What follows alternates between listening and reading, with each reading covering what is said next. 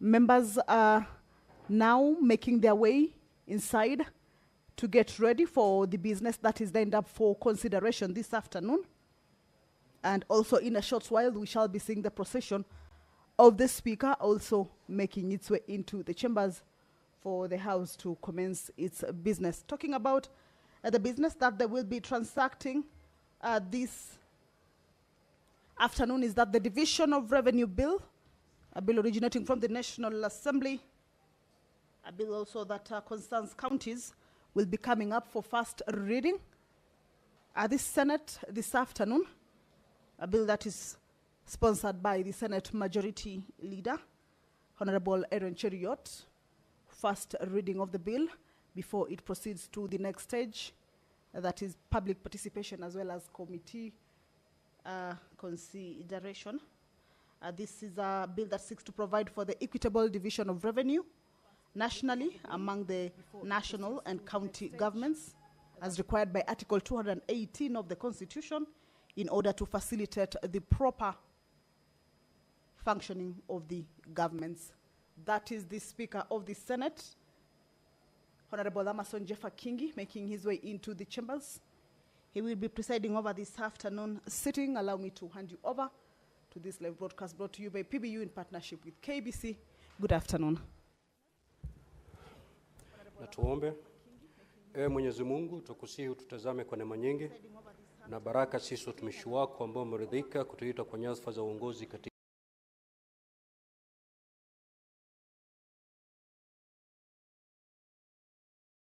among members of parliament,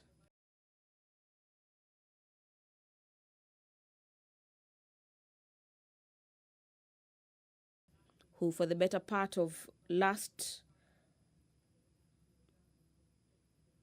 that was on Tuesday afternoon, yesterday, accused the National Treasury of undermining CDF and GAF projects across the 290 constituencies.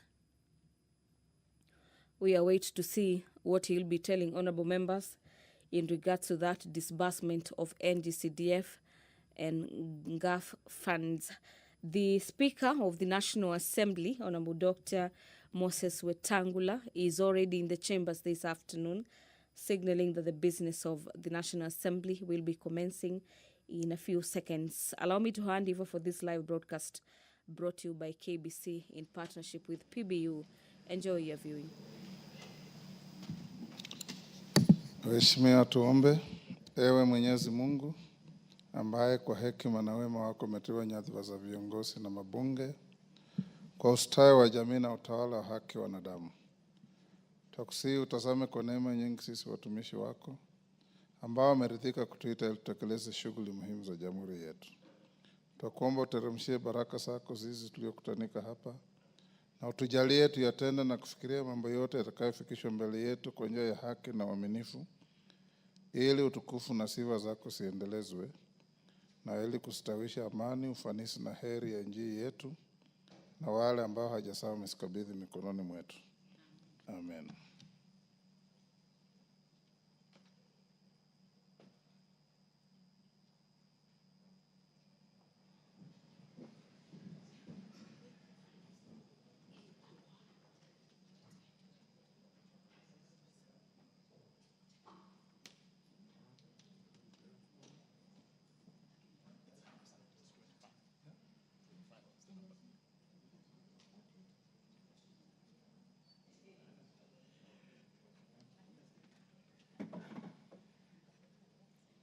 Sergeant, ring the quorum bell.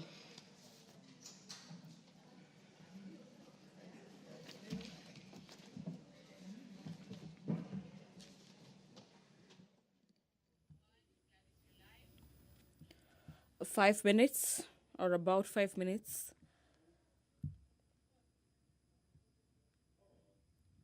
after the commencement of business, the Speaker of the National Assembly, Honorable Moses Wetangula, currently presiding over the business, has directed the Sergeant at Arms to ring the quorum bell to allow for the quoration of the House to commence business. And this directive is also guided by the House Standing Orders that dictate the number of members of parliament that are required to be in the chamber at any given time when the House is commencing business. As we await for that number to be attained, allow me to take you through some of the agenda before the House this afternoon. And the House is set to vote on a motion on the state of security in 6 counties of the North Rift. The counties in question are Baringo, Elgeyo Marakwet, Turkana, West Pokot, Samburu, and Laikipia counties. The Committee on Administration and Internal Security already conducted its visit in these 6 counties that have insecurity issues and laid its report on the 13th of August, the year being 2024. The debate on this motion has already been concluded upon, and what awaits the House is the vote on the report by the House Committee on Administration and Internal Security having been debated on the floor of the House. We have a number of bills lined up for first reading. Among them is the Kenya, the quorum has been achieved. Allow me to... Clerk. Order number 1, administration of oath. Order number 2, communication from the chair. Order number 3, messages. Order number 4, petitions. Order number 5, papers. Majority Leader.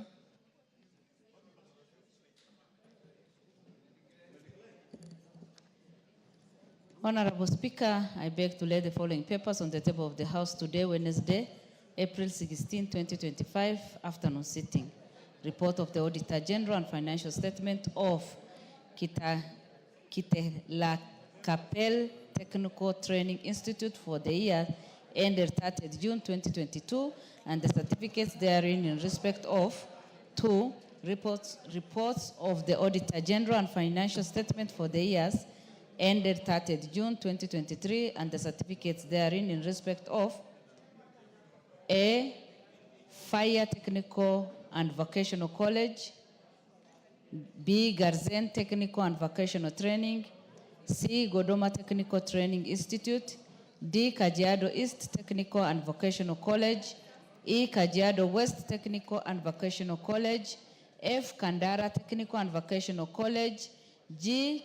Katine Technical Training Institute, H. Kerich Township Technical and Vocational College, I. Kaminini Technical and Vocational College, J. Kipipiri Technical and Vocational College, K. Konoin Technical Training Institute, I. Limuru Technical and Vocational Training, M. Madenge Technical Training Institute, N. Madioya Technical and Vocational College, O. Nachu Technical and Vocational College, P. Nairobi Technical and Training Institute, Q. Daragwa Technical and Vocational College, R.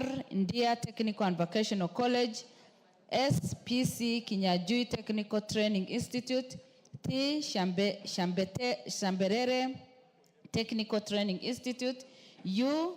SOT Technical Training Institute, V. Sotik Technical Training Institute, W. Tetu Technical and Vocational College, X. Dika Technical Training Institute, Y. Weru Technical and Vocational College, and Z. Ziwa Technical Training Institute. Thank you, Honorable Speaker, and I lay.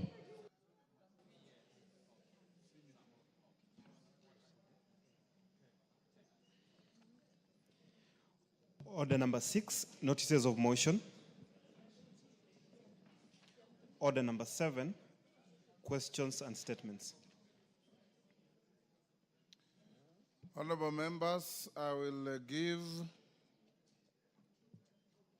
3 members at statement time, which is now, While I'll do that, as majority leader or whip, check and see if the Minister for Treasury is Minister for Treasury, National Treasury, is within the precincts of Parliament. Let him not come in now, but let him be on standby. As soon as we finish the statements, we will then call him in. We'll have statements, one from John Kagusha. After John Kagusha, Wangare Mother, then close with a farewell statement from Honorable Ruku. He wants to say something to the House as he exits. So Kagusha, where is Kagusha? Wangare?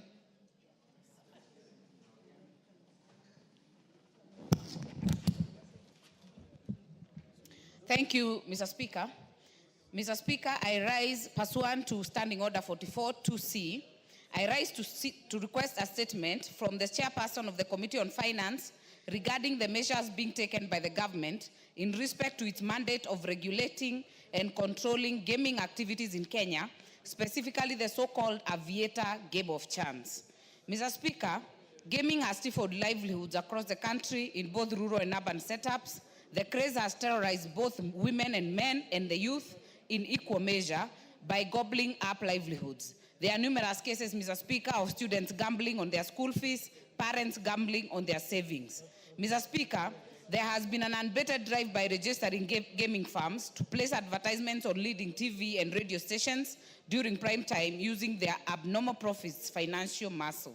There is evidence of a firm whose betting and gaming activities are part of prime time news in one of the most watched TV stations in the country. Mr. Speaker, this game of chance in the country called Aviator, where a virtual aeroplane flies carrying with it odds that purportedly multiply stakes placed by gamers. This Aviator game of chance has become addictive to the youth, women and men, and has left many of them destitute. This Aviator game, Mr. Speaker, is addictive because one does not need prior knowledge of any sporting activity or club to place a bet, and the results are instant.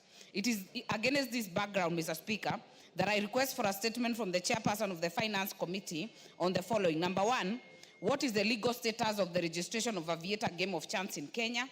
Number two, how much revenue are we getting as a country from the taxes collected from betting and gaming activities in the country? Number three, the statistics from the Department of Planning on how much Kenyans are spending per year on betting and gaming activities. Number four, the steps being taken by the Betting Control and Licensing Board to control the proliferation of all manner of advertisements on audio, visual, and print media relating to Aviator game. Number five, table the criteria and regulations used by the Betting Control and Licensing Board to authorize and regulate the Aviator game of chance in the country. Number six, table a list together with license numbers and dates of firms, including media stations, that are authorized to conduct games of chance in the country. And finally, Mr. Speaker, table a list from the Betting Control and Licensing Board of ongoing and concluded disciplinary cases against errant betting and gaming firms and media stations in the country for the last 1 year. I thank you, Mr. Speaker. Thank you, Mother Wangari. Chairman Finance. Where is the Chairman Finance, Osoro? Tell the Chairman Finance to bring a statement response on Thursday. Much obliged. I also know people who have been destroyed by that. Much obliged. That gambling site. Kagusha.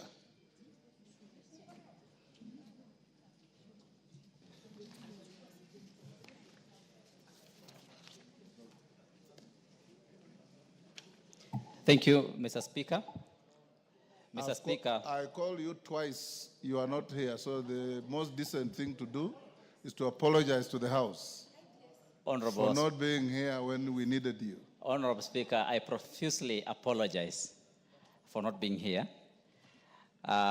Honorable Speaker, Honorable Speaker, the Majority Whip is insisting that I mentioned that my family is in the Speaker's gallery, and I welcome them, and I'm happy to have them here, my wife and my girls. Thank you, Honorable Speaker. Honorable Speaker, pursuant to the provisions of the Standing Order 44, 2C, I rise to request for a statement from the chairperson of the Departmental Committee on Transport and Infrastructure regarding road safety at Montezuma Mona Lisa Funeral Home along Thika Road. Honorable Speaker, the Montezuma Mona Lisa Funeral Home in Kabati, situated along the heavily trafficked Thika Superhighway, experiences substantial pedestrian movement. Regrettably, the absence of a designated crossing point has resulted in a worrying surge in accidents and fatalities, particularly as individuals attempt to cross a busy road to collect bodies of their departed kin from the facility. Notably, the lack of a footbridge at this critical location poses a grave risk to both pedestrians and motorists in the area, which has already been identified as a high-risk zone for accidents. Reports have consistently shown that vehicle-to-pedestrian collisions are among the most common types of accidents along Thika Road, with black spots such as Githurai and Safari Park recording alarming high numbers of incidents. While efforts have been made to install footbridges along certain sections of the highway, the lack of a footbridge at Kabati area leaves pedestrians vulnerable to accidents. Honorable Speaker, it is against this background that I request for a statement from the chairperson of Departmental Committee on Transport and Infrastructure on the following. 1, a detailed report on the number of and nature of road accidents that have occurred in the Kabati area near Montezuma Mona Lisa Funeral Home along Thika Road over the last 6 months, including the contributing factors and specific measures being put in place by the ministry to address road safety concerns near Montezuma Mona Lisa Funeral Home, Thika Road branch, including plans for the construction of a footbridge at the location to reduce pedestrian-related accidents, and the expected timeline for implementing these solutions. I thank you, Honorable Speaker.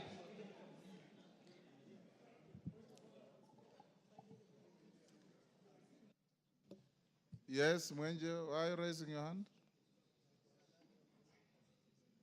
Honorable Speaker, I just wanted to ride on the question by Kagusha. And Honorable Speaker, we have so many questions pending with the Chair of Transport, and we'd seek your indulgence, Honorable Speaker, that we can get these responses before we go for the long recess, because they affect quite a number of other issues, especially even the 22 and 10% matter that I had raised, Honorable Speaker, in the statement, and is yet to be responded to, despite it being over 4 or 5 weeks now. Thank you, Honorable Speaker. Thank you. Osoro? Where is Osoro? Owen Bayer, the chair of Transport, sought permission from the Speaker to be away this week. Ostensibly, is writing exams. So next week, tell him to bring the pending responses to many statements that have been requested to his committee. Okay. Much obliged, Honorable including Speaker. This one of Honorable Kagusha. Okay. Much obliged, Honorable Speaker. DK, what is it? On the issue of roads, Chair and Speaker, it's important that since it's a matter that is really affecting the 22% in terms of ensuring that the roads can be done in our constituencies, I think instead of the chair coming with a statement, maybe you should rule that the CS himself, just the same way the CS for Treasury is coming today, the CS himself for roads should appear in this house so that he can be able to address the matter conclusively. Thank you.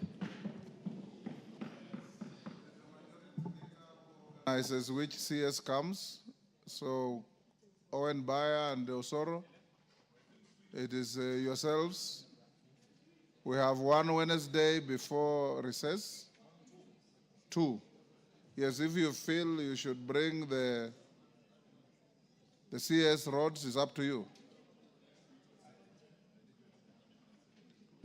I think it's necessary, Honorable Speaker, and we commit to have him here maybe next Wednesday or the other Wednesday, Honorable Speaker, before we break. Okay. Next is okay. Okay. We'll do so. So tell everybody who has a statement, request, or question to Rhodes to liaise with the majority leadership to list those questions for next Wednesday or Wednesday down the week.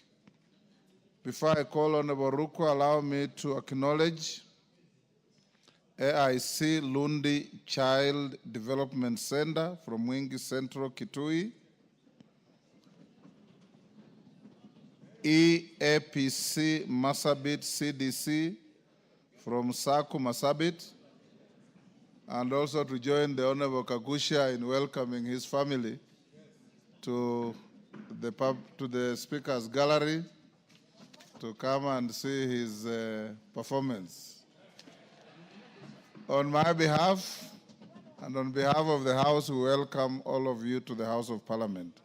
Honorable Ruku and members, what Ruku is going to say is akin to a maiden speech, but this one is now a farewell speech.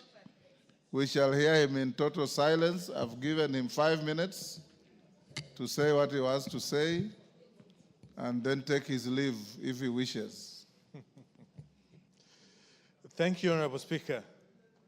Honorable Speaker and members, first and foremost, I would like to extend a very big thank you to the Almighty God for the opportunity to serve the people of Bere North in the 13th Parliament since August 2022. It has been the honor of my life to be of service to my constituents as their representative in the Parliament for 2 years and 7 months so far. Let me also express my sincere appreciation to you, Honorable Speaker, my colleagues in the House, and to the clerk of the National Assembly for remarkable support that you have accorded me during my time at the National Assembly, for the friendship and cooperation from each one of you. During my time here at Parliament, I have been an active member of the Departmental Committee on Delegated Registration, as well as Select Committee on Delegated Registration, and Departmental Committee on Tourism and Wildlife.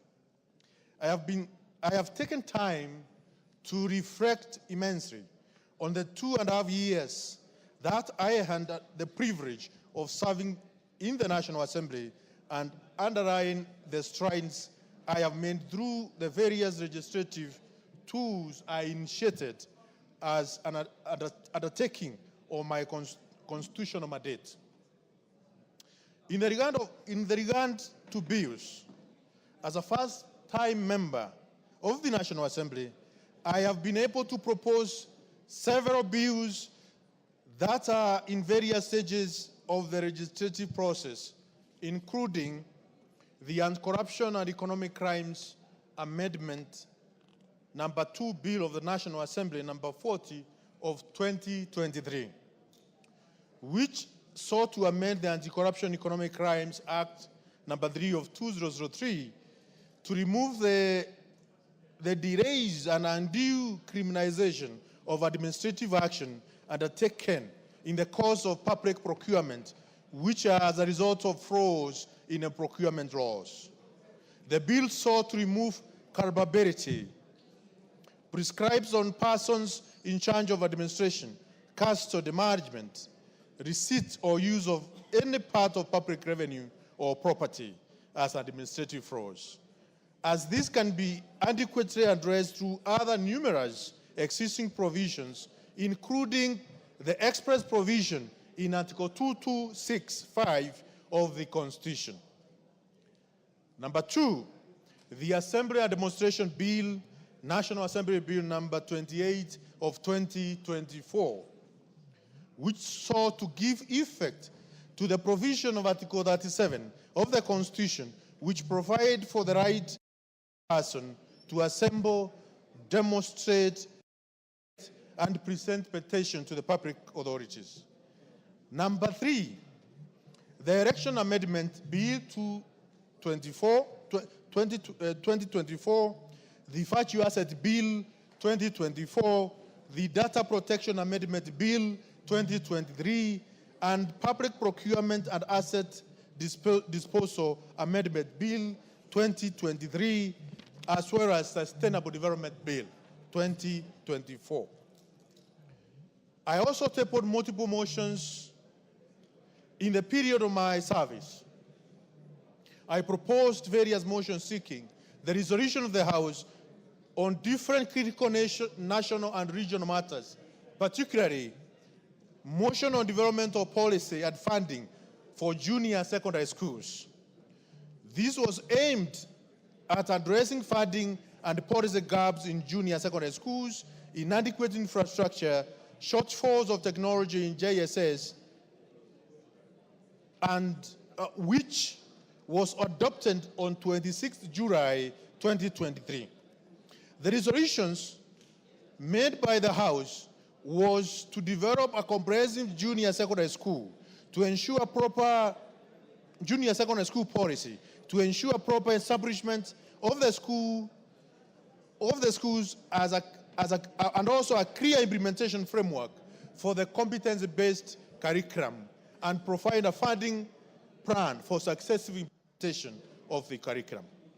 Honorable Speaker, I also had a motion on adoption of government-to-government model to acquire and supply fertilizer to farmers at a subsidized cost.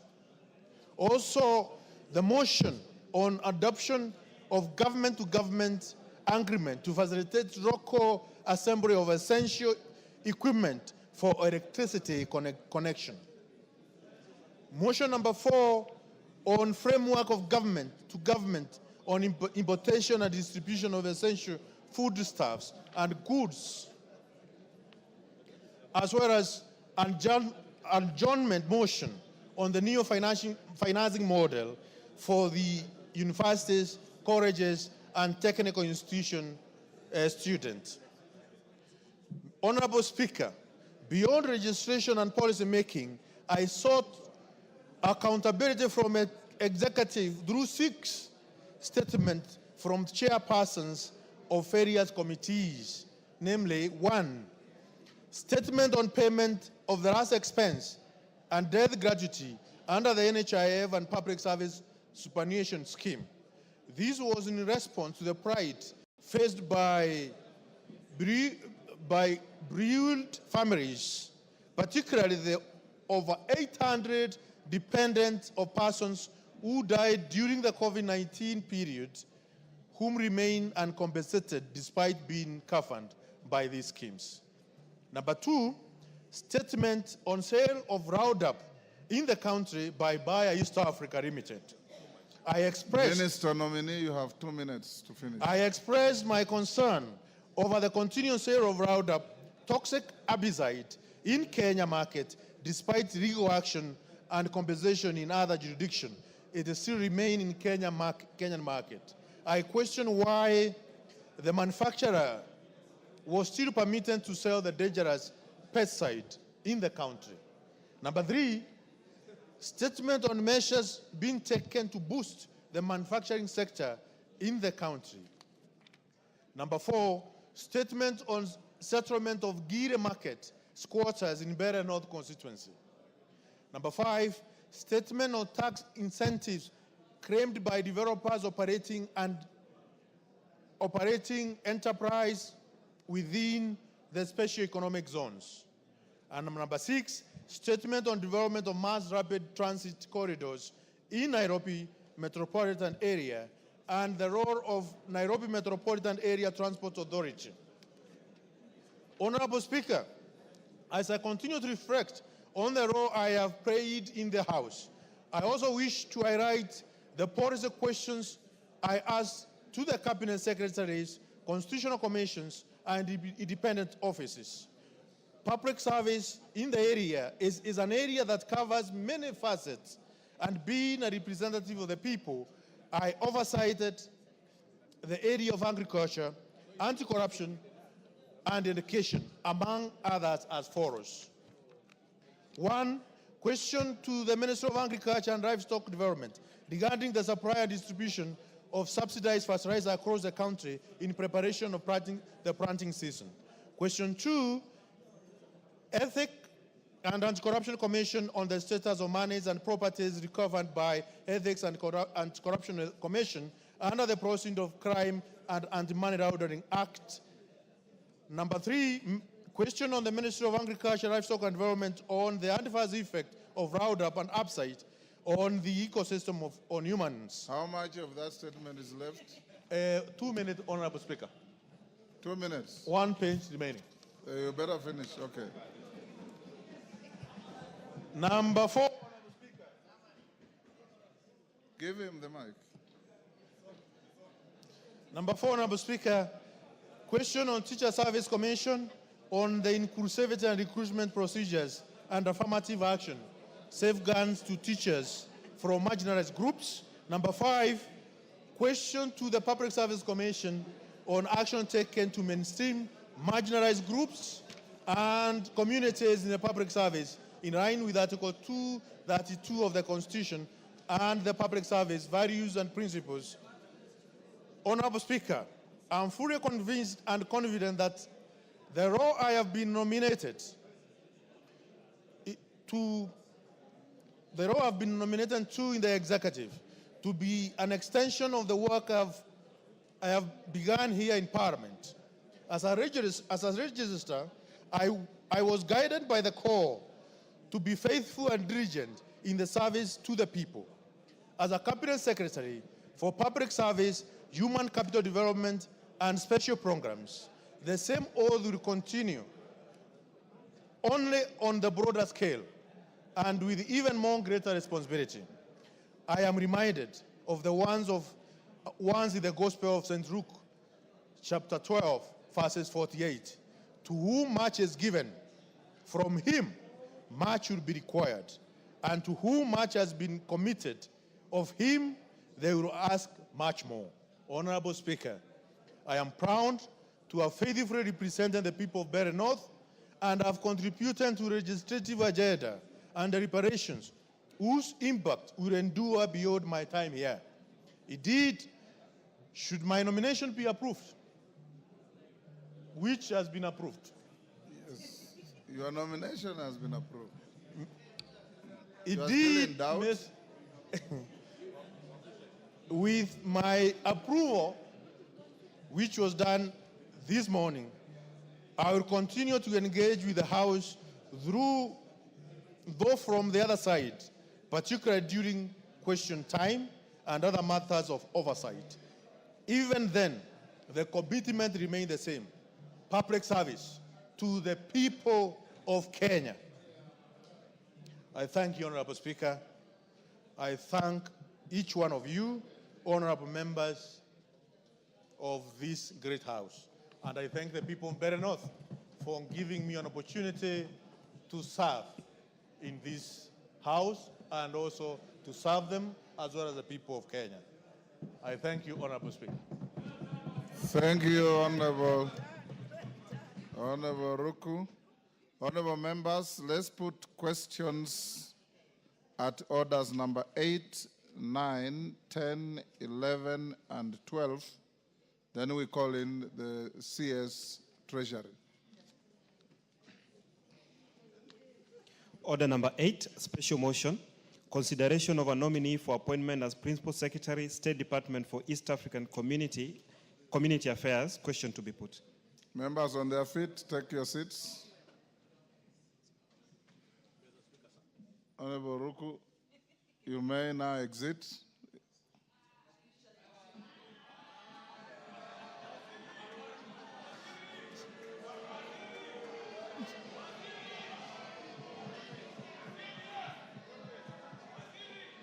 Order, Honorable Ruku. Can you walk out?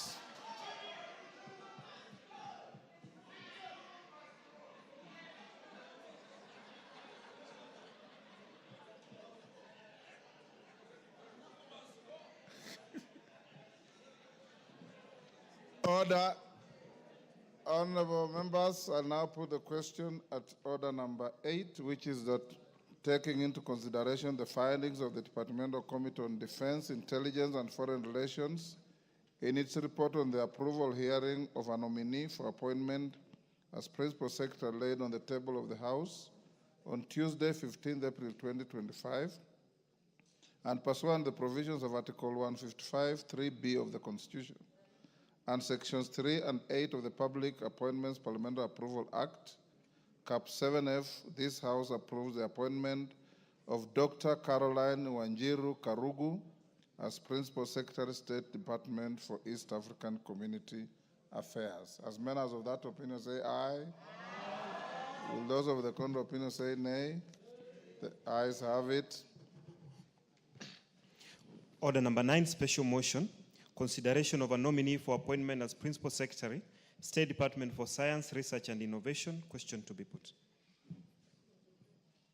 Take the seat, Honorable Cheng. Honorable members, I now put the question at order number 9, which is that taking into consideration the findings of the Departmental Committee on Education in its report on the approval hearing of a nominee for appointment as Principal Secretary laid on the table of the House on Tuesday, 15th April 2025, and pursuant to the provisions of Article 155, 3B of the Constitution, and Sections 3 and 8 of the Public Appointments Parliamentary Approval Act, Cap 7F, this House approves the appointment of Professor Abdul Razak Shaukat as Principal Secretary, State Department for Science, Research and Innovation. As members of that opinion say aye. Aye. Will those of the contrary opinion say nay?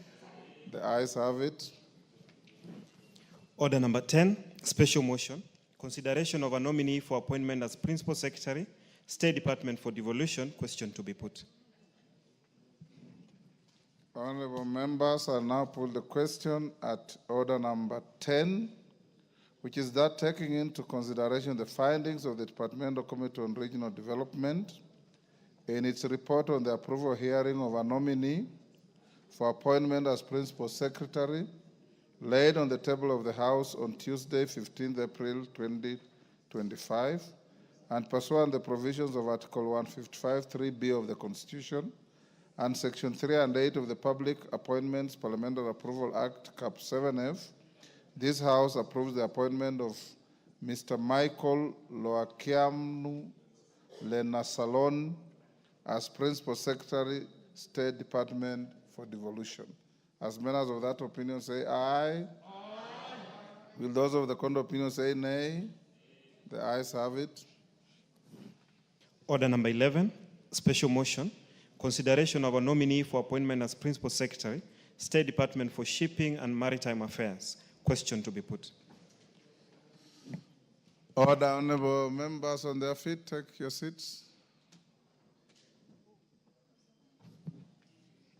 Honorable members, I now put the question at order number 11, which is that, taking into consideration the findings of the Departmental Committee on Transport and Infrastructure in its report on the approval hearing of a nominee for appointment as Principal Secretary laid on the table of the House on Tuesday, 15th April 2025, and pursuant to the provisions of Article 155, 3B of the Constitution, and Sections 3 and 8 of the Public Appointments Parliamentary Approval Act, Cap 7F, this House approves the appointment of Mr. Aden Abdi Miller as Principal Secretary, State Department for Shipping and Maritime Affairs. As members of that opinion say aye. Aye. Will those of the contrary opinion say nay? The ayes have it. Order number 12, motion. State of security in 6 counties of North Rift, being Baringo, Elgeyo Marakwet, Turkana, West Pokot, Samburu, and Laikipia. Question to be put. Members on their feet, take your seats. Clive, take your seat.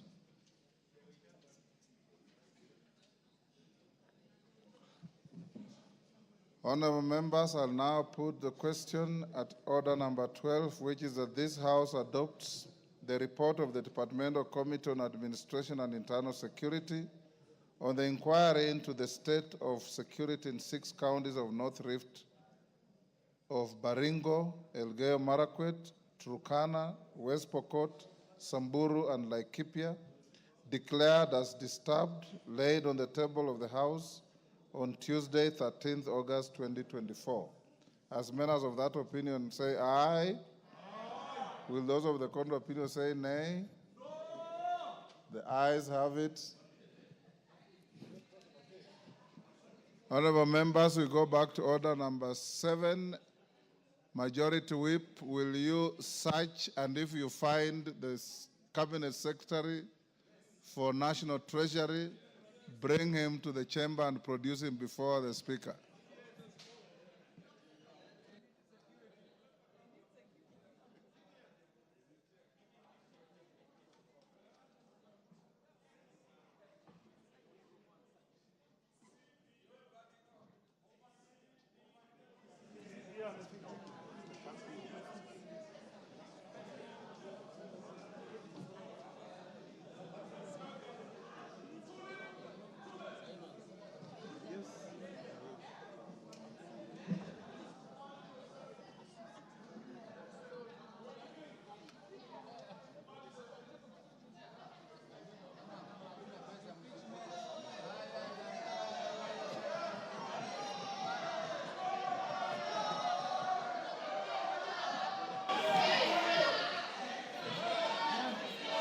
Order.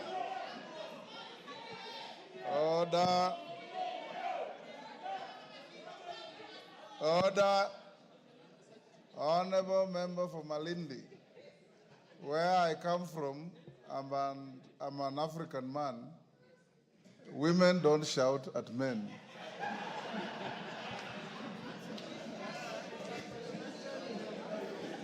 And besides that, it is unparliamentary for any one of us to shout at anybody.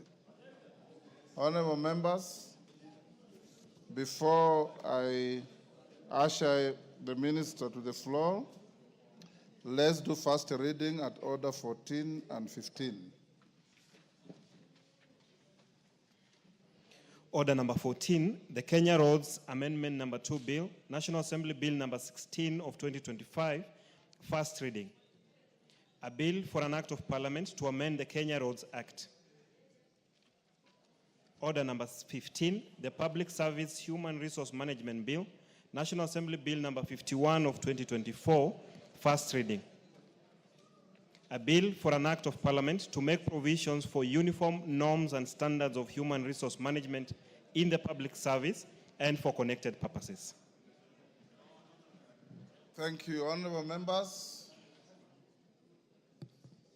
Honorable members, we have the Cabinet Secretary for National Treasury coming to this House on my direction, following a point of order raised by the Member of Parliament for Bumula, which was joined in by several of you on the fate and status of disbursement of NGCDF funds, and to some extent, the National Affirmative Action Funds called NGAF.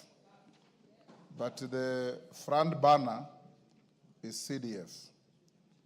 Honorable members, I may recall to the House that sometime in December last year, before our break, the CS, who is a former distinguished member of this House, having been a minority leader, chair of several important committees, including PAC, and a distinguished economist in his own right,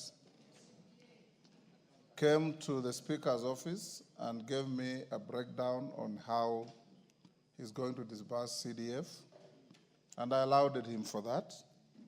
When we had our midterm retreat in Naivasha, we also invited the CS, and he graciously came and engaged all of you on this very important issue.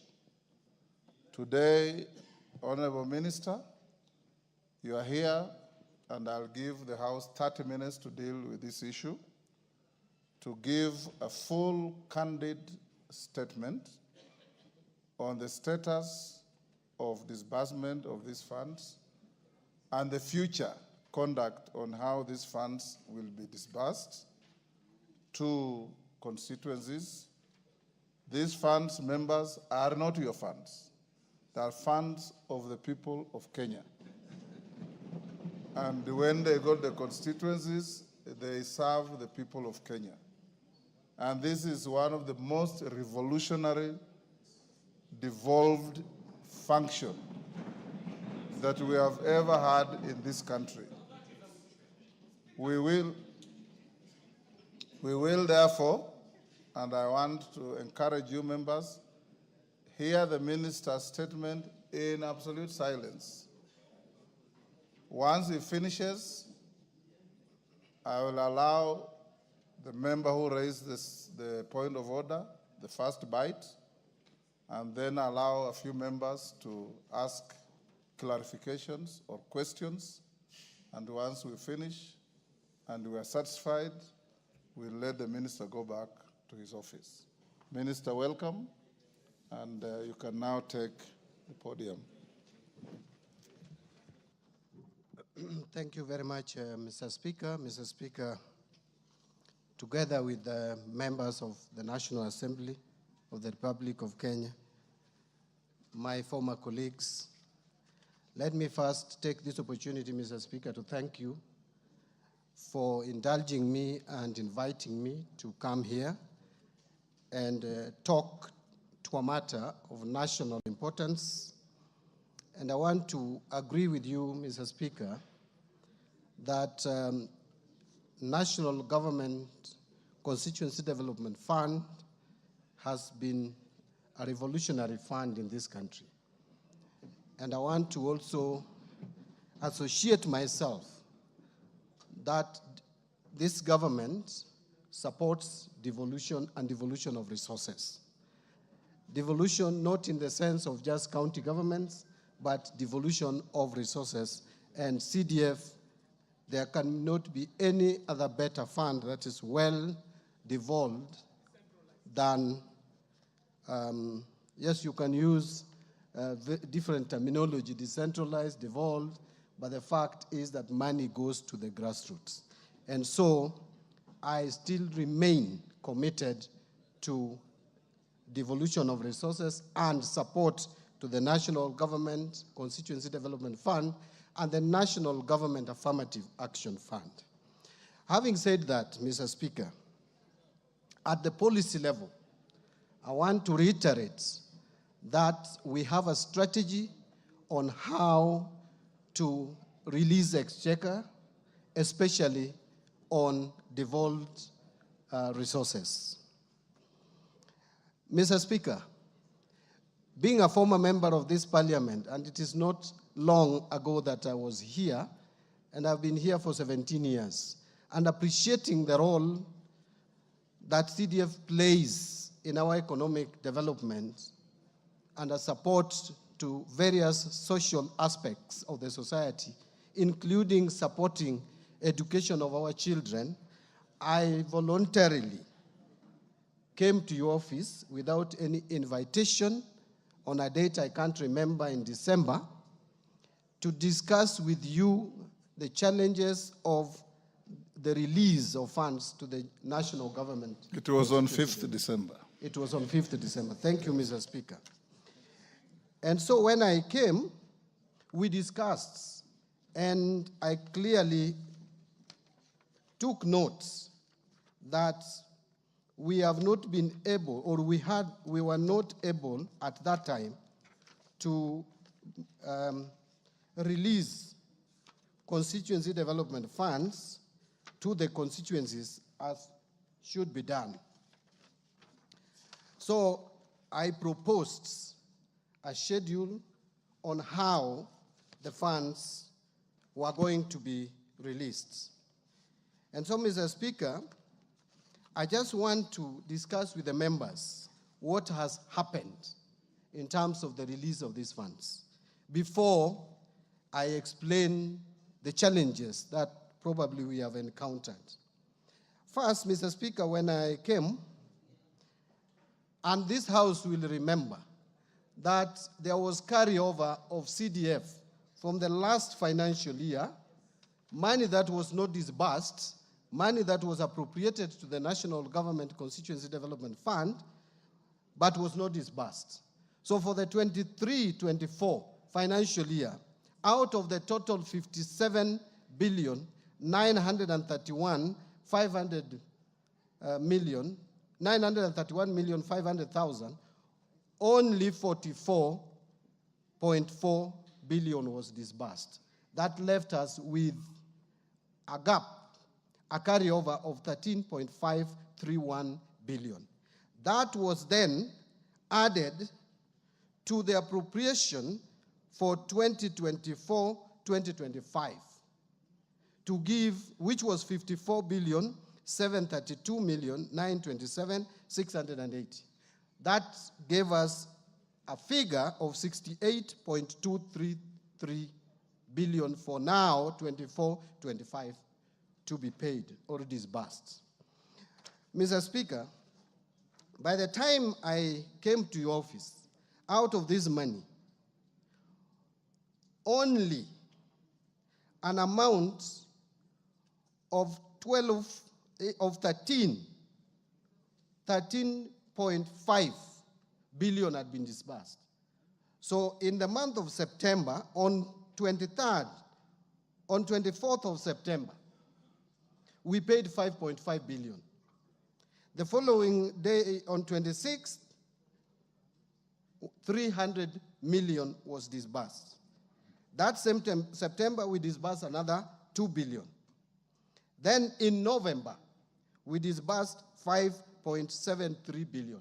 So that cleared the entire carryover of 13.5 billion.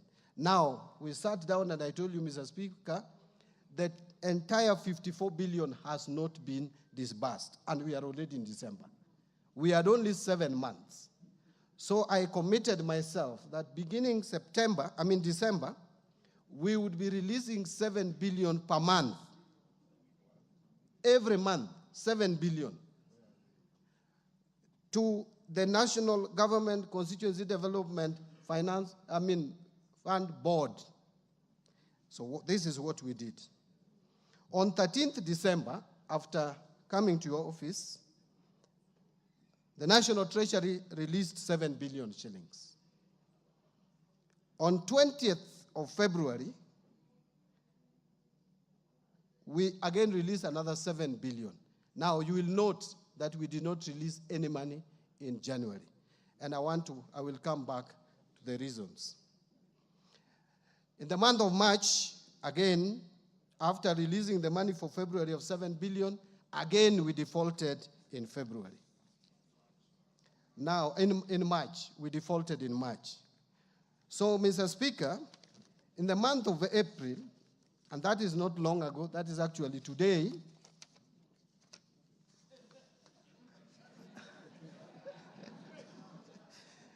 that is today. What I may not have here is the time, but I have evidence that we released another 7 billion shillings. Now, Mr. Speaker, this amount of 7 billion is to the National Government Constituency Development Fund. But then, for the National Government Affirmative Action, let me just touch on it. The budget was initially 3.2 billion. That was reduced to 2.7 billion after the supplementary budget. We had already released 1.6 billion. Today, we released the balance of 1,104,499,000. So now we have zero balance for National Government Affirmative Action. And one would ask why, I looked at the amount and it looked too little to split again. Now, let me come back to the National Government Constituency Development Fund. Mr. Speaker, the month of January, the month of February, the month of March is usually, those are very difficult months for us at the National Treasury and the economy of Kenya as a whole. I want to explain to my colleagues that these are the months. First, you must pay capitation to schools in the first term. And out of the total allocation which you gave for capitation to primary schools, JSS, and high school of 96 billion, 48 billion must be released in first term. And that we did in total. We released 48 billion. Now, this second term, we will have to release another 14 billion, and then third term, another 14 billion to complete, 24 billion, another 24 billion. The same month of January, Mr. Speaker, this is the time that you pay most of the loans, especially the loans which we took, bilateral loan we took from China to pay for SGR. This is the month that we paid on 16th of January, 10.6 billion for foreign payments. The same January 17th, we paid another 59 billion. I want to jump other small amounts and indicate the same January on 24th, we paid 3 billion. The same January on 21st, we paid 1.1 billion. So if you add the total amount that we paid for loans in January alone is 75 billion. You pay 75 billion and you pay salary of 80 billion. Our salary wage bill has moved from 75 billion, the way it was in December, to 80 billion per month in January. Why? One, we onboarded JSS teachers at enhanced salaries. Omboko Mlemba, Honorable, with his team, agitated for salary increment, which they deserve, and they got it. We also had to adjust the salary of our disciplined forces. We also had to adjust the salary of lecturers who are in the streets with 4.3 billion. Now, that has pushed our salary figures to 80. Now, 80 added to 75, that is already 150 billion.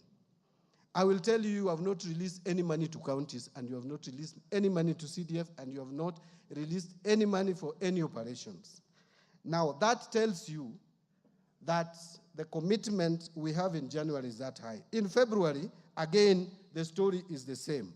And I will tell you that in the month of February, we had a T-bill redemption, treasury bond, not bill, redemption of 51 billion. And redemption is redemption. You pay, it's not rollover. The month of April today, we have on 7th paid a treasury bond of 90 billion, 90.99 billion, 100. So what am I saying in short? What I'm saying in short is that, honorable members, is not that National Treasury does not want to honor commitments that I make to this House. But sometimes you have to balance the needs that come before you. We all know that we had to struggle after the Gen Z's agitation. This economy was shut for almost 2 months. That affected revenue collection. But worse still is that external finances, we have not been able to receive external finances until now. Fortunately, now the doors are opening for external resources. Actually, when I gave this commitment in December, I was very sure that we were going to get external resources by February, March. Unfortunately, that has delayed. And let me just give you some examples. One, on IMF program, you know the 7th and 8th review delayed. 7th review was supposed to come in March. It didn't happen last year. May, it didn't happen. July, that didn't happen. September, it didn't happen. It happened in November, and that is the time we combined 7th and 8th review and got payment from IMF. After that, to prepare for the 9th review, it was not practical for us. So we mutually agreed to let go the 9th review and start another program. So the money that we were to get from IMF of $764 million US dollars, which is almost 100 billion shilling, that one is not coming. So we had to adjust. Now the World Bank disbursement of 600 million is coming in June. Why? Because you remember this House and the Senate delayed in a way, but we thank you for now finally passing the conflict of interest bill, which was a condition. World Bank could not give us money until that bill was passed. That bill has just been passed, and we thank you for it, but now it is unlocking. Today I was with the World Bank representative. It's unlocking 600 million to us. Another amount that has not come is the African Development Bank loan of 265 million US dollars. That, again, fortunately, is coming in a week's time. All the conditions precedent have been realized. So, and this year, financial year, I want to tell you here today and report that we have not made any commercial loan borrowing. We have not borrowed any money commercially. The money that we borrowed was to manage a liability. So it was like we used a Eurobond to pay off Eurobond, which is coming in 2027. And we did that because we want to be proactive. We don't want to work like we worked before, which put us in problems. Now we have paid Eurobond that is due in 2027 because we realized if we delayed it, it was going to cause shocks in our economy. So we have not borrowed any money. We have only borrowed money locally in the domestic market and within the framework, and that is why you can see the interest rates today. 1 year ago, the 91-day treasury bill was selling at 16%. Today it is 8.5% because of being careful, borrowing, with caution that we don't just go to the market. So let me come back to the issue of NGCDF. Honorable members, we have 2 months that we have defaulted now. If you take, and by the way, Mr. Speaker, this I can table, so that I can demonstrate, because I think my credibility went down a bit. So I can hear a lot, but so this is evidence that we have transferred 7 billion. So this is my commitment. My commitment is that, and by the way, we also have other very pressing demands on Exchequer. One of them is also the transfers to counties. Counties also we have not paid February, March. I want to assume I didn't hear that. But then I want to give a commitment again, because you can see that we have the intention to make sure that there is money released to NGCDF. I want to give a commitment that in the course of this April, we will give again another 7 billion. So that I am in this month, so that I cannot promise next week, because next week we are paying salaries. We must start paying salaries, but I will make sure that we release another 7 billion to the board, so that we only have 1 month in default or 1 month in arrears. Colleagues, I want to repeat again. If there is anything that under my watch as a minister is not done for National Government Constituency Development Fund, it is not intentional. It is because at times the pressure is too much. Sometimes you have to balance between paying the debts, which you must pay, because if you don't pay debts, by the way, there will be no economy. So we must pay our debts. We must release money to CDF. We must release money to education. We must release money for security. Sometimes we take security for granted. When we boast of numbers of tourism rising, we don't know how much threat has been dealt with out there. So we must support our security. Let me conclude, Mr. Speaker, because I know there will be further questions, and ask that we have and plead that as leaders, people out there may not like us. They may say all sorts of things, but we are still their leaders. And therefore, I am just appealing that we are all privileged. We need to be sometimes a little bit cautious. I listened to one of us argue that this country is likely to be taken to pari, that we are likely to default in debt payment. That is irresponsible statement. It is irresponsible, it can cause panic, and it should not come from someone who has chaired Budget and Appropriations Committee. Let me tell you, yes, there were times when we had challenges, but where we are, we don't have a problem with debt sustainability. The numbers are there. The figures are there. Even the IMF has the figures. World Bank has figures. We have been rated out there. The problem we have is about liquidity. Loans were taken at a particular point of time. Most of them are maturing between now and 2032. That is why we have the pressure. After 2032, you go and look at our books and they're public. From 2034 to 2048, we don't have any loan to pay.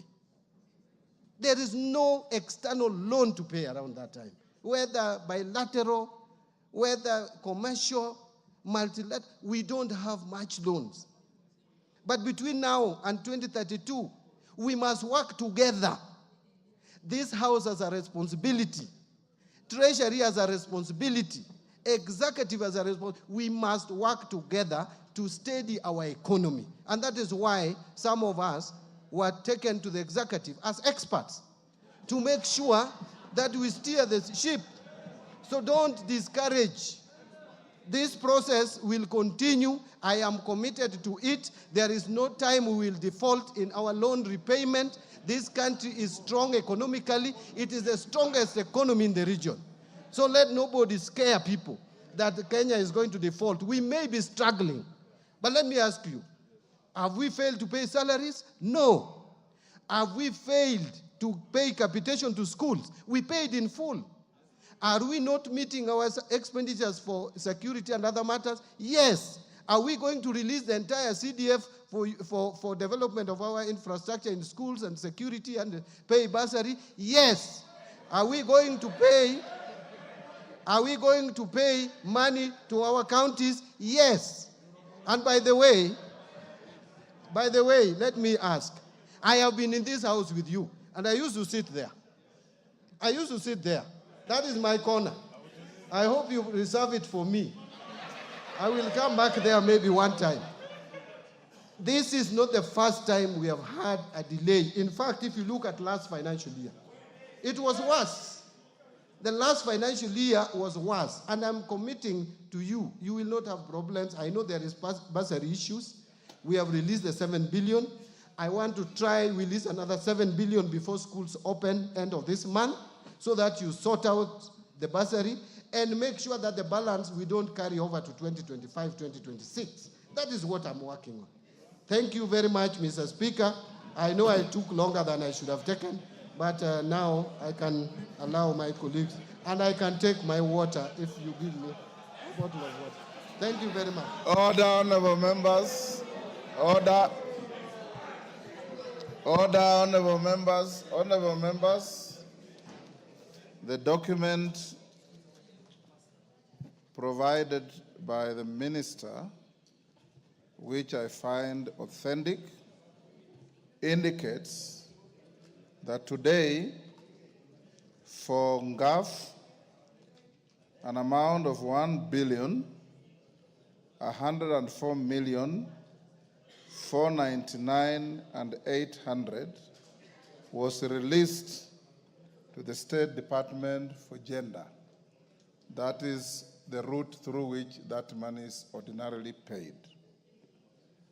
and an amount of 7 billion was released to the State Department for Economic Planning. That is the route through which CDF is paid on its way to the board.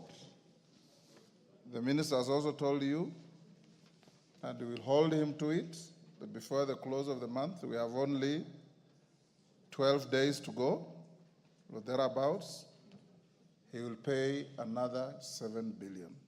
I'll now give Jack Wamboka the first opportunity to ask any clarification. Honorable Speaker, I want you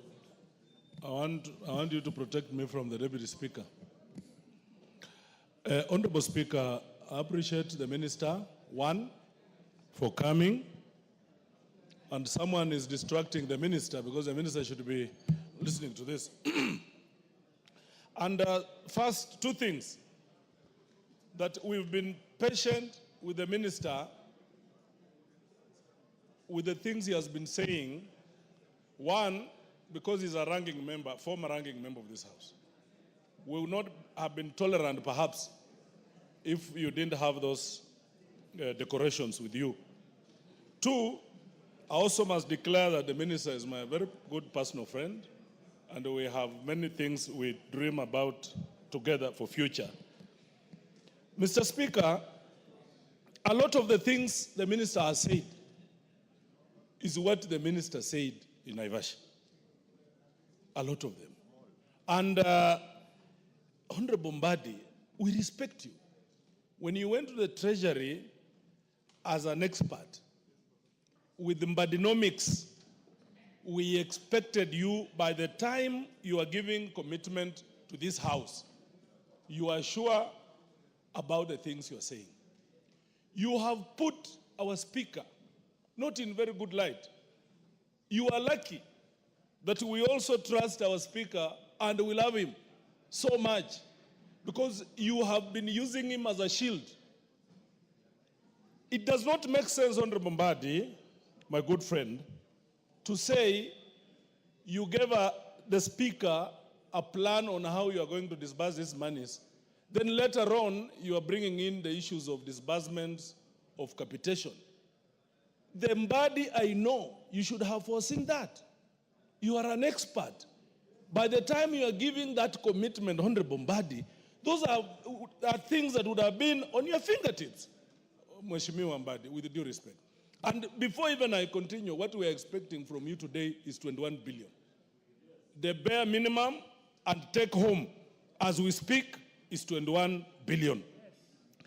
All these other things you are saying, capitation, county money, it is your responsibility as government to send these monies.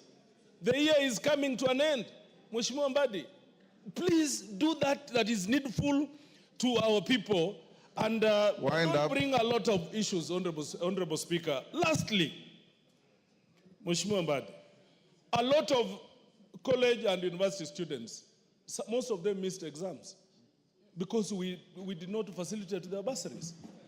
They will be forced to defer a whole year. A whole year. So how are you going to restitute that? That these students have been deferred and they continue now to live the way they live. So, Honorable Speaker, our bare minimum, don't talk of 2032, 2048, because loans will still be taken by those governments that are coming, we don't know. Because these are things now that we are tired of. We are speaking about now, and we have a lot of trust in you, Mheshimiwa Mbadi. I particularly know you and particularly know that you can deliver better. Honorable Speaker, on behalf of this House, our bare minimum is 21 billion. Musa Sirma.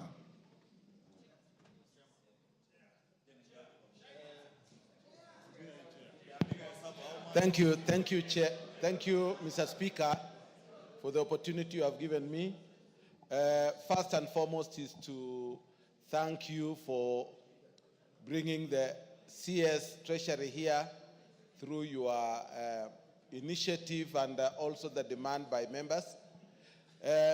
Mr. Speaker, the amount of 7 billion translates into 23 million per constituency. And the balance which we had been given before, that is 14 billion, shows that every constituency has an average of 46 million. The average amount of bursary to be given by the members at the 40% of what is in the Act, Mr. Speaker, 75. Comes between 70 million and 80 million. Yes. And yet, with these 7, we shall just be about 60. So, Mr. Speaker, we would have liked to release the children who are going to school when these bursaries have come up. So, Waziri, we need you to make up on that amount before even we move out of, by getting that 7 billion. Honorable members, I'm giving you an opportunity to seek clarification or ask a question to the minister. Yes. Not to engage in debate. I am giving information, Mr. Speaker, as it is, because I have to translate the figures which we have been given by Waziri into actuals and what it means to the members of parliament and also the public outside. Mr. Speaker, we would like to ask the minister to be able, can he be able to sort out this bursary issue first before we even go for any development, so that the members are able to walk free in their constituencies and be able to do development for the Kenyans there. Thank you, Mr. Speaker. Zamzam. Asante sana Mheshimiwa Spika. Kwanza nimpongeze waziri kwa kuweza kuja katika bunge hili kutupa uwazi wa mambo ya maendeleo mashinani. Mheshimiwa Spika, mimi nataka nikuulize waziri, pesa ya NGCDF 3 billion ni pesa kidogo sana. Sasa hata kwa udogo wake, uchache wake, sisi tulikuwa tumeambiwa na rais kuwa atakuja kutuongezea. Tunatamaushwa sana, kwa nini umepunguza milioni 500? Utupe sababu kwa nini umepunguza, zimeenda kwa nani, na kwa nini umeangalia NGCDF peke yake wala si pesa zingine. Asante sana Mheshimiwa Spika. Yes, Bowen.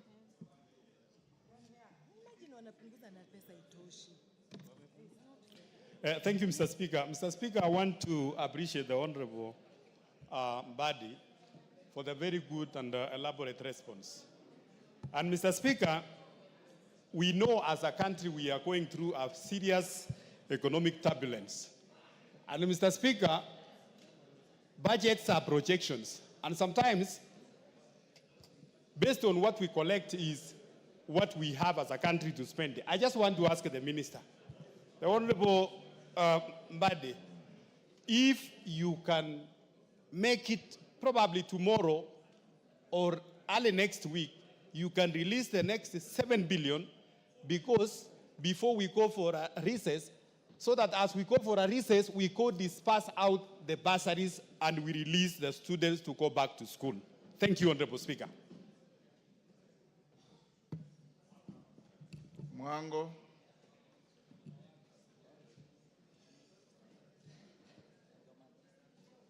Thank you, Mr. Speaker, for giving me a chance to weigh in on this issue. And for me, I want to seek clarity from the CS, Mr. Mbadi, on the exact date that we are going to put this money in our accounts, because for planning purposes, we need to get clear dates and we need your commitment. And then there was a question that was asked on further commitment on how these funds will always be dispersed to our constituencies. Thank you. Mwango. Maklap. Thank you, Mr. Speaker. Mr. Speaker, I want to get clarification from the Minister. One, a constituency that has 3 wards, how much will it be when you break down the 7 billion, 4 wards, 5 wards, 6, 7 wards. Because, Mr. Speaker, we need to know the exact breakdown of that money that will be able to justify. Two, Mr. Speaker, from the analysis of the minister, Mr. Speaker, from the analysis of the minister, he has said in January, February, there is a lot of loans. Why don't we exhaust all the money of CDF between the first quarter of the financial year so that we can't go to those months where there is issues of loans in the country, Mr. Speaker. So, Mr. Speaker, God willing, remain the Minister of Finance, but release all the money within the first quarter of the financial year so that children of Kenya cannot lynch members of parliament for non-release of funds, especially for bursaries, Mr. Speaker. And finally, Mr. Speaker, I can also confirm, I sit in Committee of Debt, that the World Bank report, the IMF and the World Bank report scored Kenya out of 34 conditions, 22 conditions Kenyan government was able to succeed, translating to 64.5%. It means we are in good books. Therefore, Mr. Speaker, the minister should be able to finance TCDF once and for all, and we are done. Kisairo. Thank you, Honorable Speaker. As one member said, actually, we listened to the Honorable CS, courtesy of him having been our colleague, and we accorded him that respect. Honorable Speaker, in February, the CS was categorical that he was going to send 2 tranches of 7 billion in the month of February, and from that month, it was be 7 billion monthly up to the time he completes sending the amount for this financial year. Honorable Speaker, the CS has now said in February he sent 7 billion. Today, he has sent another 7 billion, which has not reached the board, so we cannot count it. And he's saying, after sending another 7 billion at the end of this month, that he will be in default or he'll be behind by 1 month.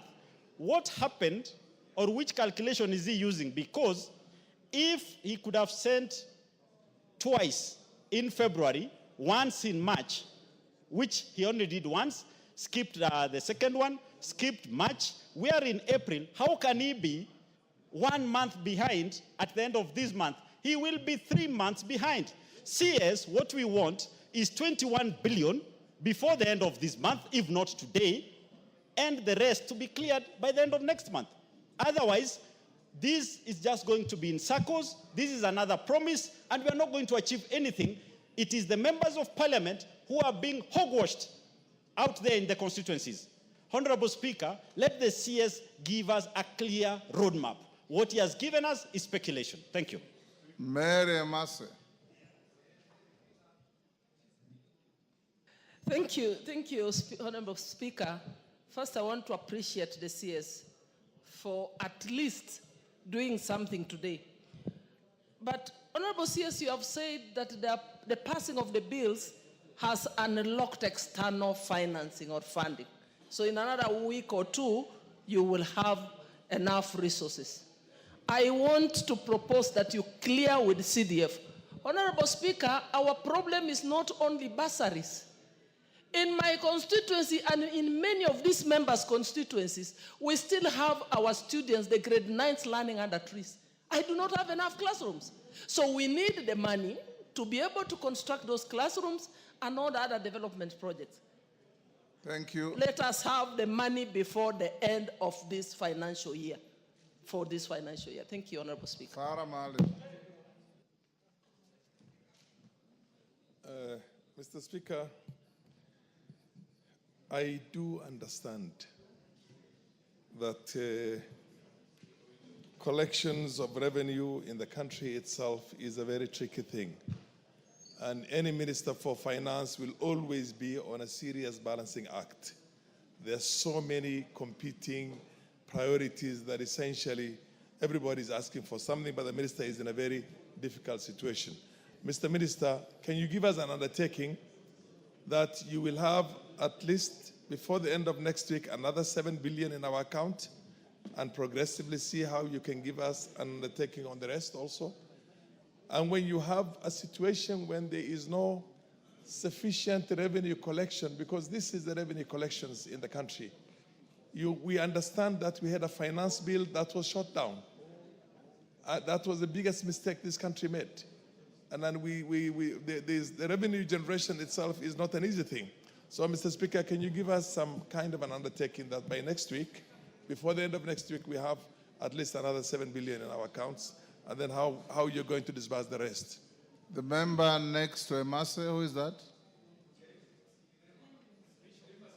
Kirima, I didn't Thank see you, Mr. clear. Speaker, sir. My good question to the Cabinet Secretary is this. Is the Minister aware that other than CDF, there is no other money which we get for development in our sub-counties or constituencies, and then development which can be seen on the ground is only through CDF money, of which we are lucky that the minister concerned is a former member and he has used CDF in his constituency. The chief executive of this country was a member of this house and he has used CDF before.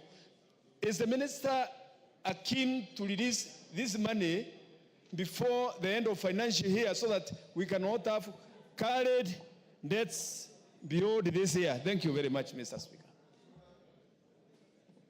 Bensouda. Thank you, Honorable Speaker. You've kept your word by ensuring that CS National Treasury is with us today. Question number 1. We would like the CS to also give us a plan of releasing GAF the same way he has committed the plan of releasing NGCDF, which is 7 billion per month. Taking into consideration that GAF is just 3.5 billion, which has been reduced, we want to request that this money, at the beginning of every financial year, it is released as a lump sum. Question number 2. The current CS nominee for gender responded in one of our question items that the increased femicide in this country is because the girls are suffering dependency on finance. Could the CS National Treasury come clear now that the students are going to go back to school where the sanitary towels money financing 500 million is, so that we don't have an extended femicide and killing of our girls? It is urgent like yesterday. Number 3, Speaker. That is sufficient. Number 3, only 1 second. The 1 billion which were given in last financial year was a presidential directive, and he promised to deliver his agenda on the women. And we are expecting in the next financial cycle an additional of 1 billion. We would like our money not to be touched, not even a shilling. Thank you, Honorable Speaker. Women Rep Laikipia. Women Rep Laikipia. Thank you, Honorable Speaker. And I appreciate my very, very able members, Honorable Bensouda and Honorable Zamzam from Mombasa. Honorable Speaker, thank you for giving GAF the highlight that it requires today, because, Honorable Speaker, this is a fund that in the last 1 year took care of 50,000 children. It has taken care of more than 200,000 groups. It has supported so many of the vulnerable in our community, Honorable Speaker. I want to support what my members asked, and it starts with the first question in regard to the deduction. As much as the deduction was done in this Honorable House, Speaker, it is my plea to the Cabinet Secretary that, going by the President's directive, can we get our money back? Because I believe as much as we give value to infrastructure, we need to give more value to our women, our youth, our persons with disability. They are more important than any of those other functions that we are giving presidents to. Secondly, Honorable Speaker, we also need the gender-based violence money released, which was 100 million that was given by the President as a directive. Thirdly, Honorable Speaker, our children have not stopped having their monthly periods, yet the sanitary towels money has not been released. To the Cabinet Secretary, kindly give us a date on when the money is going to be released, because our girl children are in dire need in their schools. Thank you, Honorable Speaker. Kenan.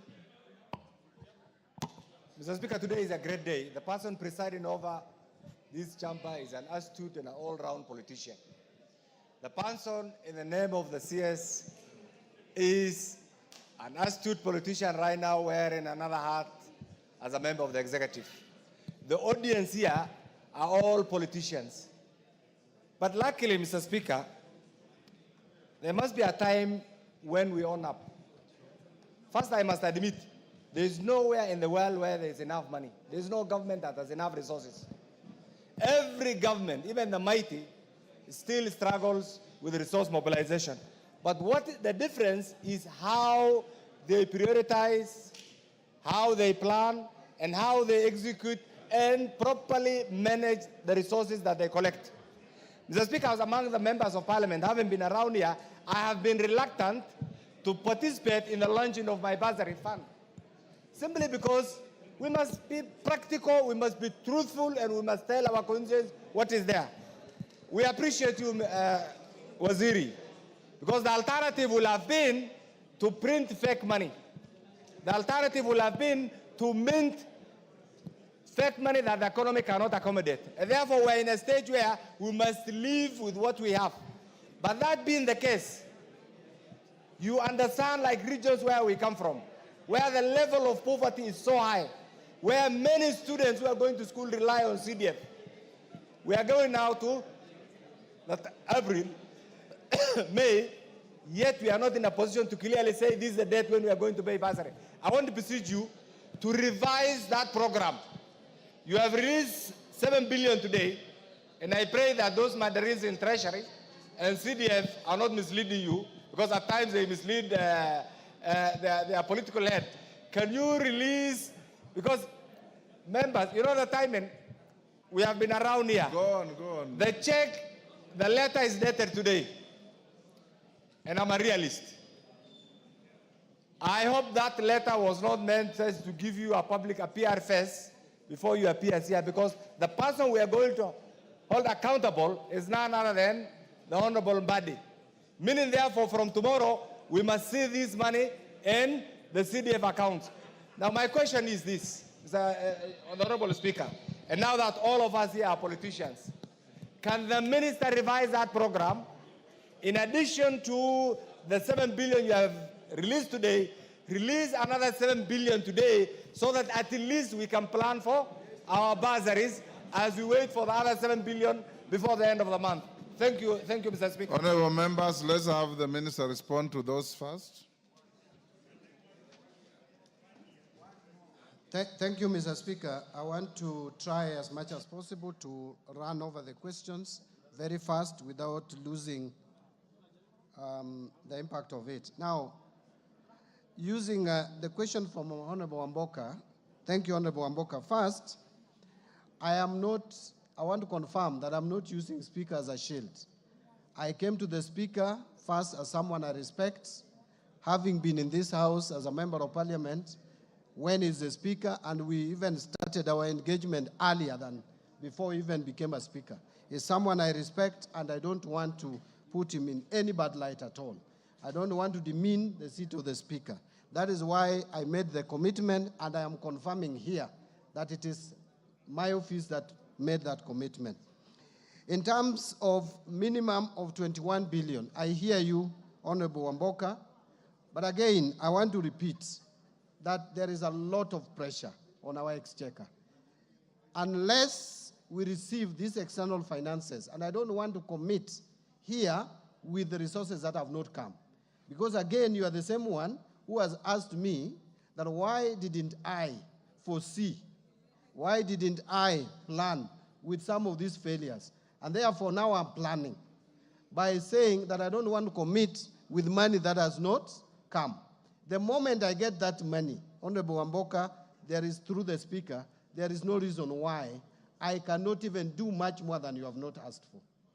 Secondly, I think now the other question is by Honorable Musa Sirman. I want to agree, Chairman, that bursary issue is of serious concern and that you probably need much more. In fact, we shared with you and you told me that at least we should make available 14 billion, at least, for you to be able, for members to be able, for CDF committees to be able to cater for bursary for our school-going children. Let me say this. I want to persuade members to allow me not for next week, because next week I know the kind of commitments we have, but the following week, latest by 29th, that we make another disbursement of 7 billion. And I want to tie that to respond to Honorable Kainan on the question that you raised, whether the mandarins would mislead me. The advantage you have is that the CS at the National Treasury is an accountant and is an auditor. And therefore, I cannot be misled.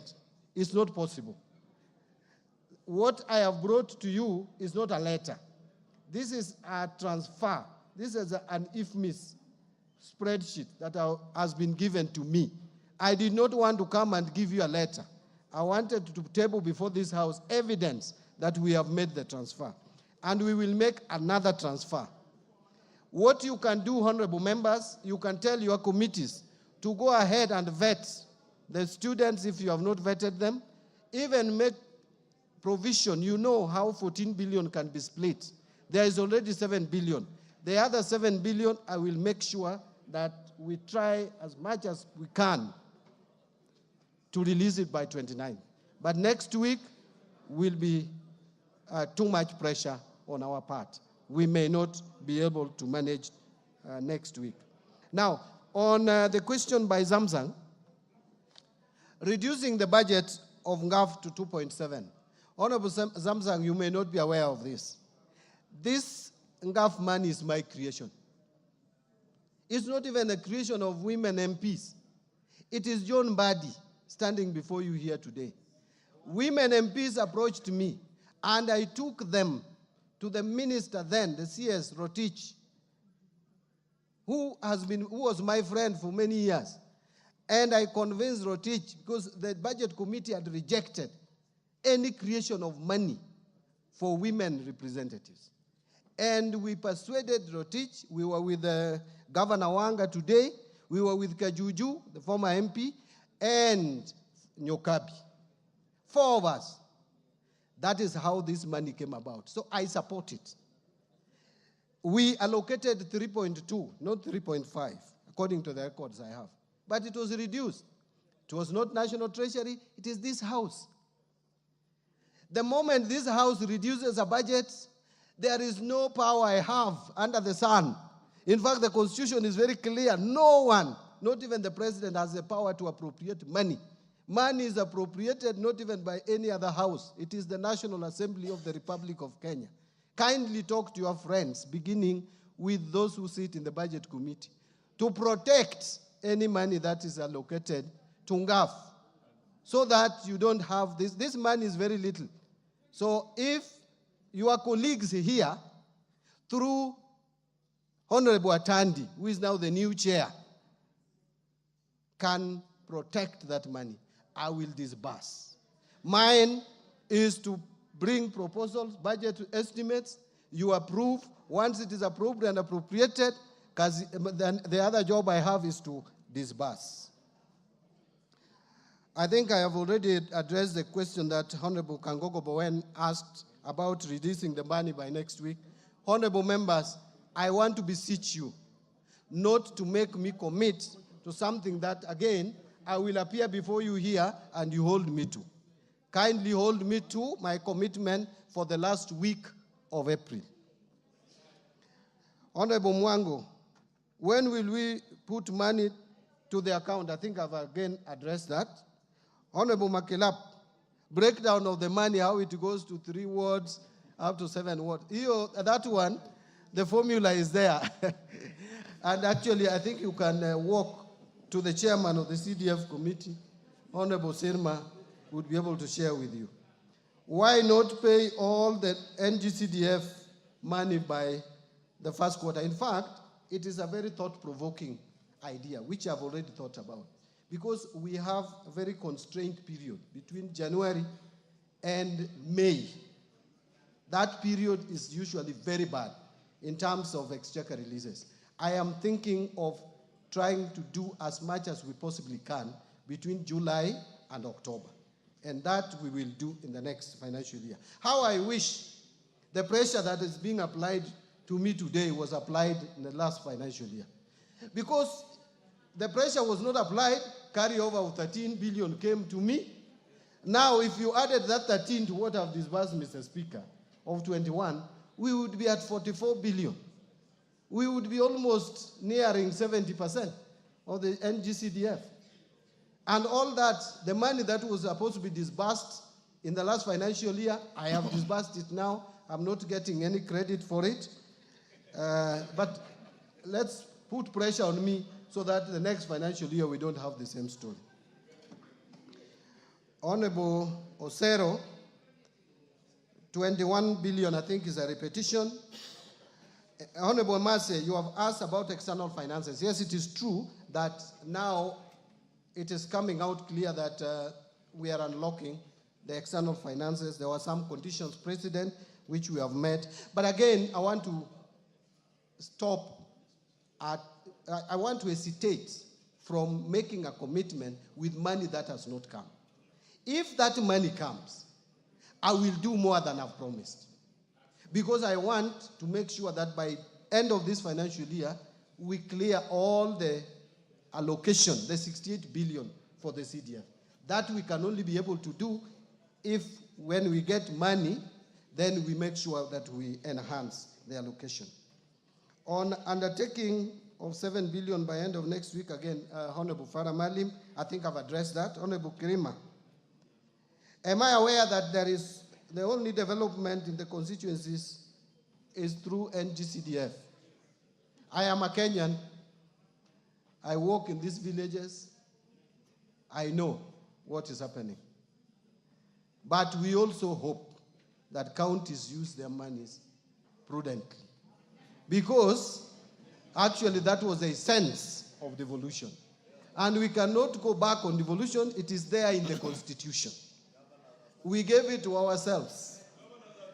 I don't want to use such strong words, but I want to say better prudent use of government resources. Instead of getting a lot of cash stashed in people's houses, how I wish that we could see better roads, more water provision, health facilities in most of our villages, because that is what Kenyans called for. On the issue of plan of releasing GAF, you know now we don't have a plan for 2024-25 because we have zero balance. Yes. So I wouldn't have a plan to release zero balance. But going forward, the money is not so much.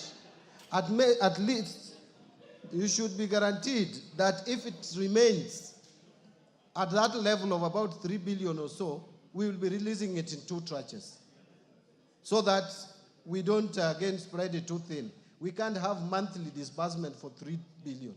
Honestly, it would not make sense. On the issue of sanitary pads, I think this is a policy decision that women representatives can discuss with the line ministry and come to some solution.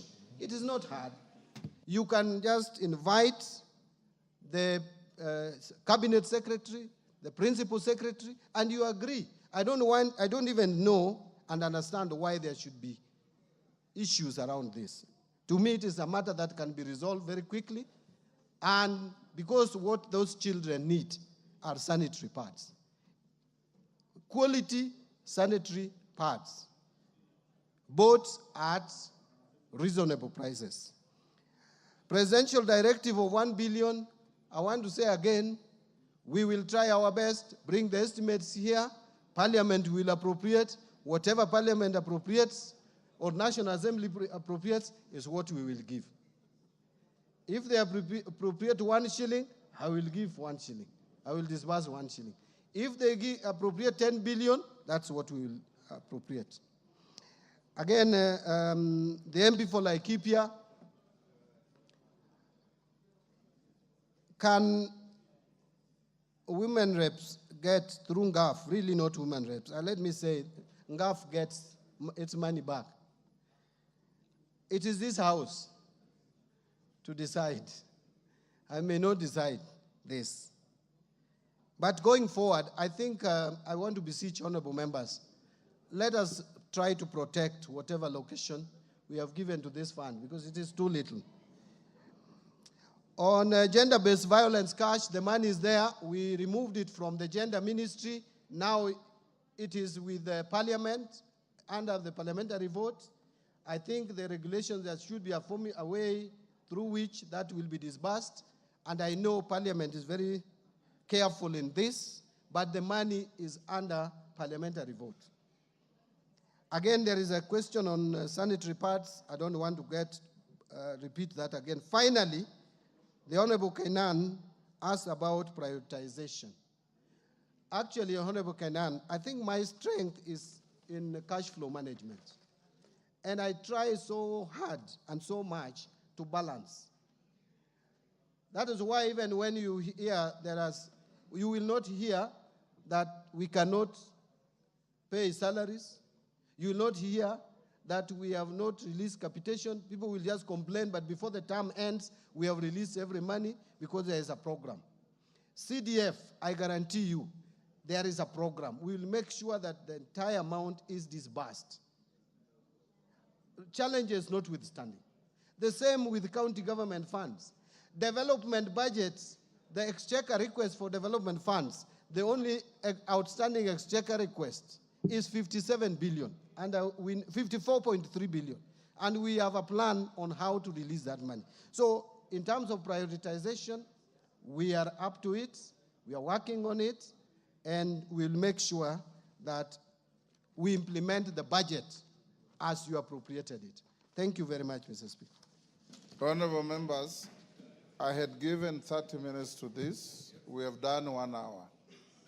We have Minister Duale of Health waiting behind here to deal with issues and challenges of SHA. And we have many questions lined up. I want to encourage you, as honorable members, that the minister has responded to our call. He has spoken to us candidly. And remember, as we push, the others pushing. As your speaker, I'll ensure that through our administration in Parliament, Minister, every single word you have said to the House will be fulfilled. And I want to encourage you also, as you have said, that you'll send 7 billion on or before 29th, but if it's earlier, the better, if things work well. For affirmative action funds for our lady women, MPs, it is this House that reduced your money. And in the Committee of Budget, there are women. Why they didn't resist or call for help is a story for another day. But we will encourage Atandi, because the cream removed from that fund is very small. I'll encourage you to put it back in the next cycle so that the women MPs can at least start from where they were as we look to the economy improving and giving them some more. I say this because I've been in this House with you, and I know how prudently resources through constituencies are managed, as opposed to other management centers that you know. So let me encourage us that the little you have got is better than nothing, but we encourage the minister to do much more. And going to the future, Minister, as you have committed yourself, you'll try to avoid the jam of January, February, March, and deal with the issues at the time where you have better latitude to ensure that what CDF does continues to do. And members, remember this, and you have gone to court to argue, and I agree with you, that this is not your money. This is money of the people of Kenya that you represent. And that this money is managed through committees that are independent of you. I don't want anybody to pick the Hansard and go to court to pretend that MPs have now said they control CDF, because that is how your detractors have been fighting you. This money comes to your constituency, this money is run by committees, and this money benefits the people you represent. You only come back to oversight that money. That's why we have reports that come here. So let's leave it here. We thank Jack Wamboka for bringing the issue and the enthusiasm that you have all demonstrated in bringing out the salient issues that are pressing Kenyans. And Honorable Mbadi, you know you have been here, you have managed to see a constituency, and you know what CDF has done and can do. I was here before CDF, I was here during CDF, I will live here when CDF is even stronger. So let's ensure that CDF remains the centerpiece of our development activities in the constituencies. So we release you to go back to your ministry, and Majority Leader bring in the Honorable Farah Maalim.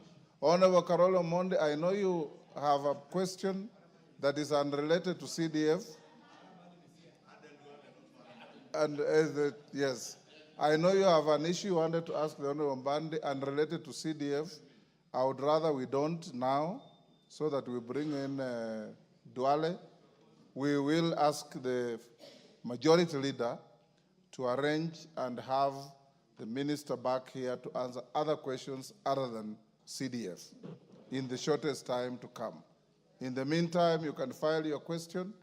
I will have it tabled and we'll send it to the minister to deal with it even without coming here.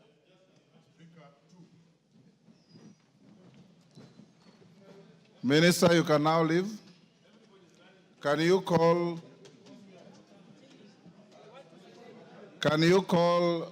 bring in the Minister for Health?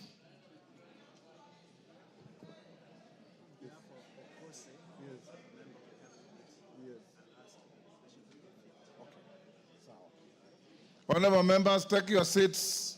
The CS for Health is coming in.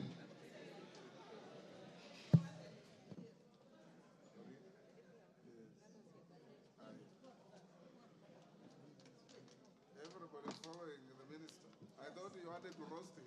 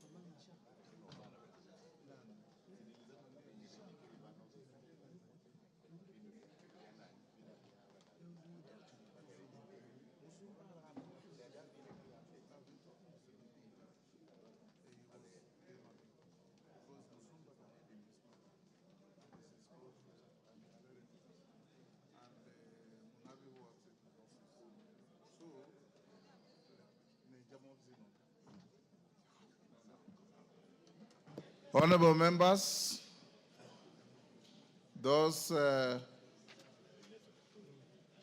we now have the CS for Health, the Honorable Adan Bare Duale, to respond to your questions.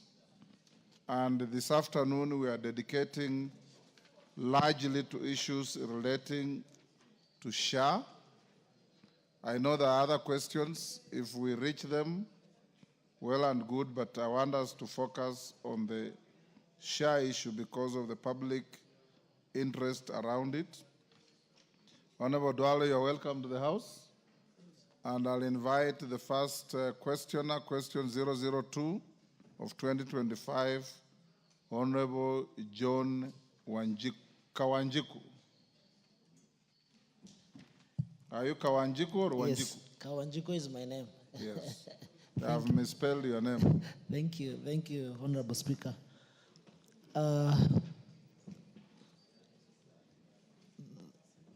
Thank you, Honorable Speaker. I rise to ask these questions to the Cabinet Secretary. Could the Cabinet Secretary provide an update on the operation of the Social Health Authority, including key milestones achieved and challenges since inception, and what legal reforms could be proposed to address the challenges that SHA has faced so far, if any? Question 2, explain how teenage mothers without national identity cards and indigents will be identified by the system deployed by the authority, and state measures the ministry has put in place to ensure immediate access to services upon payment of contribution without being subjected to adverse selection process, such as awaiting periods. Question 3, state the nature of covers offered by the authority at all levels of public health. Hold, Wanjiku clerk or sergeant, can you check why we have an echo on the sound system? Use the next mic. Go on. Okay. Thank you, Speaker. Question 3, state the nature of covers offered by the authority at all levels of public health facilities, the contribution payable and benefits accruing to individuals and households, and the extent to which the covers offered under SHA are sufficient to ensure access to quality health services by all Kenyans. 4, explain how the referral system under SHA works and how effective is the system towards guaranteeing access to referral health services by all Kenyans. Number 5, enumerate the process of employment of health facilities to the SHA system and clarify the status of former employees of NHIF and indicate the current staff establishment of SHA. Thank you, Speaker. Yes, Minister. Wanjiku, you have 2 questions? Okay, let's deal with that.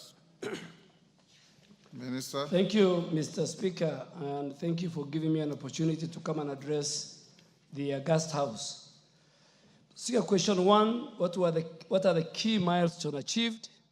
I want to confirm to the House that free primary health care service for 21,390,659 people or citizens in all our public health facilities, level 2 to level 4, and this is the dispensary, the health center, and the sub-county hospitals, and those contracted, both private and faith-based level 2 to level 4 facilities are open to our citizens 24/7, and they are free, and these facilities, Mr. Speaker, which have been accredited both for the public, the private, and the faith-based, are available. It's public knowledge at the SHA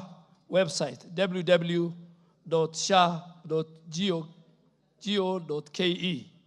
2, the other milestone is universal health coverage for primary health care in 6 months since SHA started in October, is at 40% within the last 6 months. So 40% of our citizens have accessed the universal health coverage.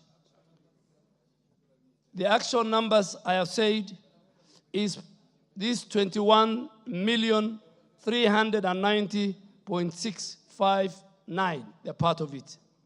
And Mr. Speaker, every day, and this is the good news, every day, including today, every day between 40 to 50,000 Kenyans register for SHA. As I was waiting for my colleague to finish, 38,000 have registered for SHA. 18,000 have gone through the mean testing, and it tells you the kind of reception and publicity and the eager Kenyans wants to access this facility. The third very important milestone is that improved health benefit packages are offered by SHA as compared to the defunct NHIF. Which are these services? ICU, today 28,000. If you are a member of SHA and you go to an ICU, 28,000 will be paid by SHA. Under the defined NHIF, it was 0. Today, you can use SHA for cancer treatment. Today, all surgeries are partly paid by SHA. Today, maternity is paid by SHA at a very